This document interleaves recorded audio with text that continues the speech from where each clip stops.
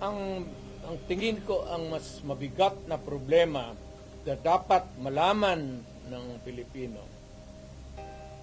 is nag-hemorrhage ang country. Pati yung PhilHealth nga na hindi sa gobyerno, contribution natin yan kasi kung magpa-hospital ka, yung may pambayad ka, depende sa ano mo, category yung rates mo. Kung ibang iyo, dividido ba talaga na full o paglabas mo, wala ka ng bayaran. Yun ang ano noon, yung 16 billion na nilipat nila.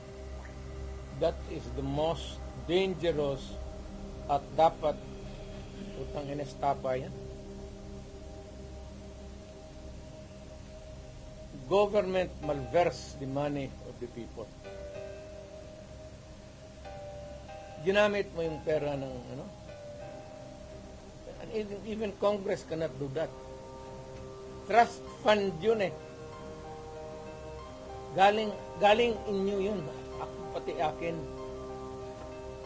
Contribution yun natin para pag nagkasakit ka ng cancer, uterus, may pang-opera ka.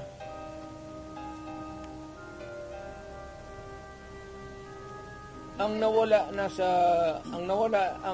ating PhilHealth funds natin lahat was about 8.9 billion 89 billion.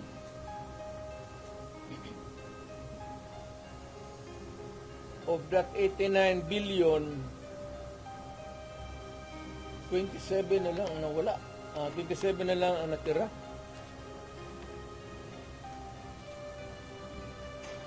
Paano yan? Hindi man maano ng Kongreso. Ang atin is, bakit nila pinakialaman?